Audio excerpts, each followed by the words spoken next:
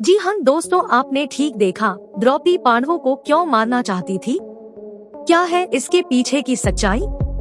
आखिर द्रौपदी कौन थी और क्यों पांडवों को मारना चाहती थी? आइए इस वीडियो में हम जानने की कोशिश करते हैं।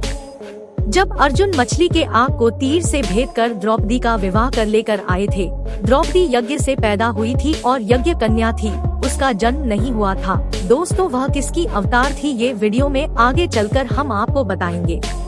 दोस्तों, जैसा कि कहा जाता है कि द्रौपदी को जब पांचों पांडव लेकर अपनी माता के पास आए, माता कुंती से कहा कि हे माँ, देखो मैं किसी लेकर आया हूँ। माता ने सुना कि कुछ मांग को लेकर आए होंगे, बेटे हैं मेरे, इसलिए उन्होंने कहा पुत्रों आपस में बांट लो। लेकिन उनको क्या पता था कि मेरे मुंह से क्या निकल गया। अर्जुन ने कहा, हे माता, आपने क्या अनर्थ कर दिया। मैं जिसे लेकर आया हूँ वो कोई वस्तु नहीं है, वो एक नारी है और मैं इसे कैसे बंटवारा कर लूँ। हे माता, आपको ऐसी आज्ञा नहीं देनी चाहिए थी।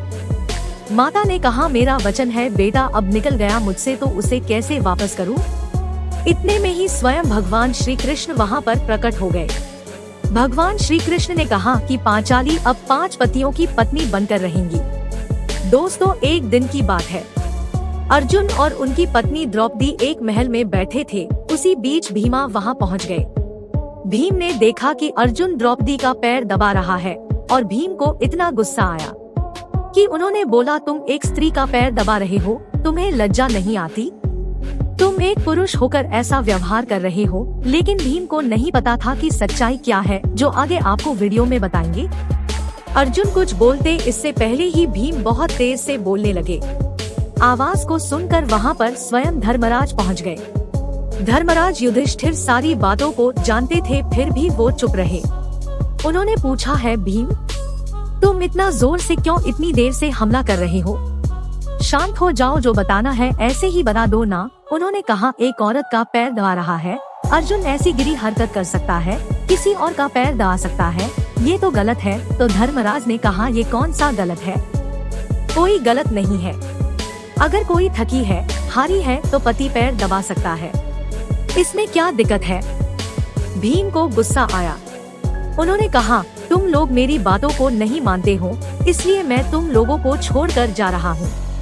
भीम चलते गए जंगल में पहुंची। रात्रि का समय हो चुका था।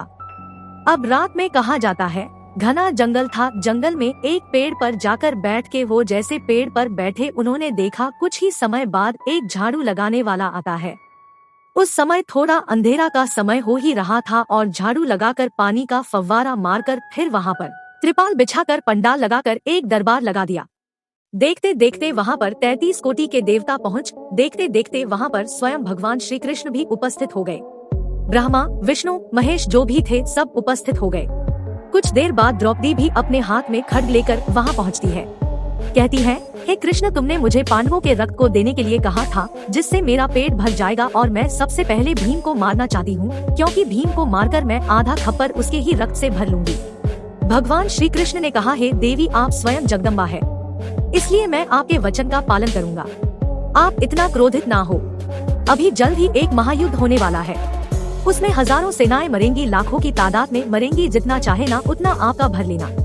पांडव भी उसी में होंगे, आपकी सारी मुराद पूरी होगी। माता द्रौपदी ने कहा, ठीक है माधव, अगर आप ऐसा कहते हो तो मैं जा रही हूँ, लेकिन अब मैं दोबारा आपसे नहीं मांगूंगी। भगवान कन्हैया ने कहा, ठीक है आप जाइए, मैंने जैसा कहा है वैसा होगा। कुछ देर बाद वहाँ से द्रौपदी चली गई, सारे देवता चले गए, स्वयं भगवान श्री कृष्ण ही चले गए। रात्रि का समय था। भीम के अंदर डर पैदा हुआ।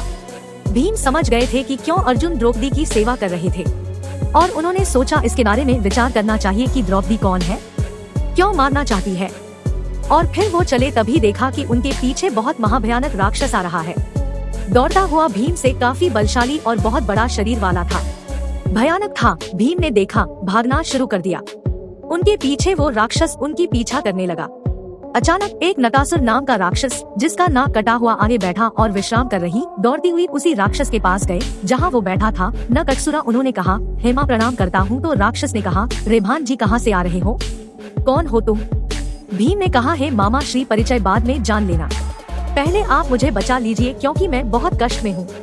एक महाविशालकाय राक्षस मेरा पीछा करता हुआ आ रहा है। अगर आप नहीं बचाएंगे तो मुझे खा लेगा।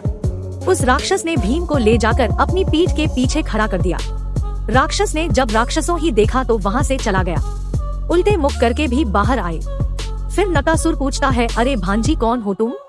तो उन्होंने कहा, मामा आप मेरे मामा है और मैं आपका भांजा हूँ, अब परिचय ना पूछें। राक्षस ने कहा, ठीक है भांजे। भीम ने कहा, हेमा आपका नाम कैसे कट गया? राक्षस ने कहा, है भांजी कुंती का पुत्र जिसका नाम अर्जुन है, उसने मुझसे युद्ध करके मेरा नाक काट दिया।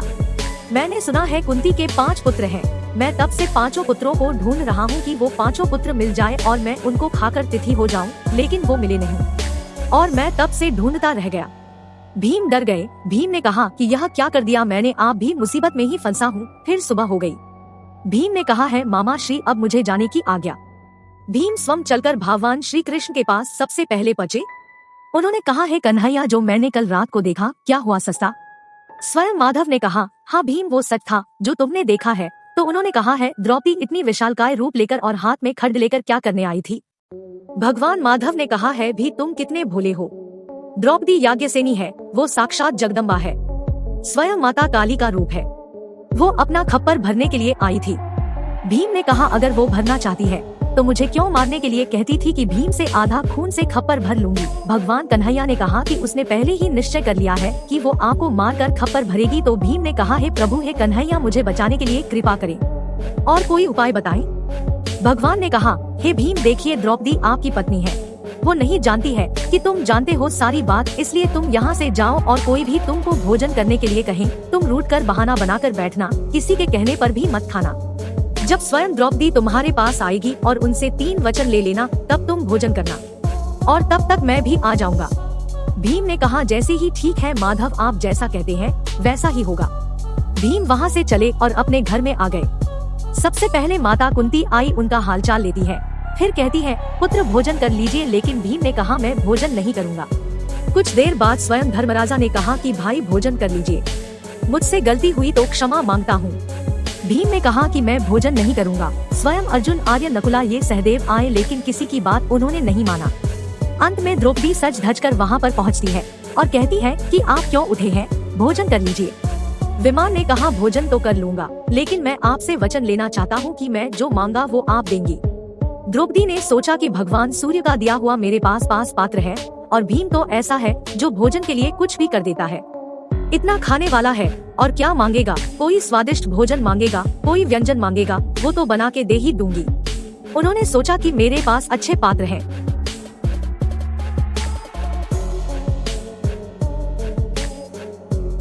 वहाँ पर जो भी बनाऊंगी तुरंत बन जाएगा।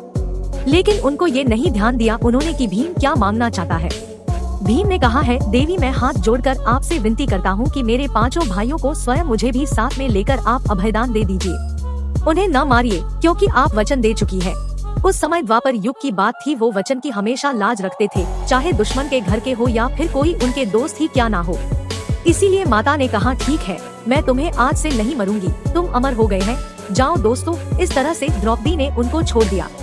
स्वयं भगवान श्री कृष्ण वहाँ पहुँच गए।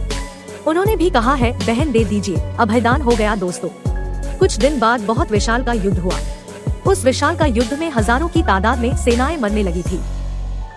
एक दिन स्वयं धर्मराज युधिष्ठिर ने भगवान श्री कृष्ण से पूछते हैं, हे माधव हम लोग इतना युद्ध करते हैं, इतना रक्तपात होता है, इतनी शरीर के नष्ट होती है, न जाने कितने घोड़े हाथी सब मारे जाते हैं, इनका रक्त और इनकी सारी जो शरीर है कहाँ गायब हो जाती है। भगवान ने कहा, आप देखना चाहते हैं या फिर कथा के रूप में सुना दो? धर्मराज ने कहा, नहीं प्रभु मैं देखना चाहता हूँ। प्रभु ने कहा कि आप जाइए, आधी रात के समय में एक झाड़ी के पीछे छुप जाना, कुरुक्षेत्र में आप देखना कि क्या क्या हो रहा है। अगर कोई तुम्हें मारने के लिए झपटे तो तुरंत उसके पैरों में लिपट कर उसे प्राण की भीख मांग लेना, वो तुमको छोड़ देगा। धर्मराज युधिष्ठिर अपने पालतू कुत्ते के साथ उसको कुरुक्षेत्र में जाकर पहुँचे और एक झाड़ी के पीछे छुप गए। द्रौपदी यहाँ से पहुँचती है, अपना खप्पर भरती है और हजारों लाशों को एक तरफ गायब कर देती है। इसके बाद जब इस तरह से देखा तब तक अचानक कुत्ता बाहर निकल आता है।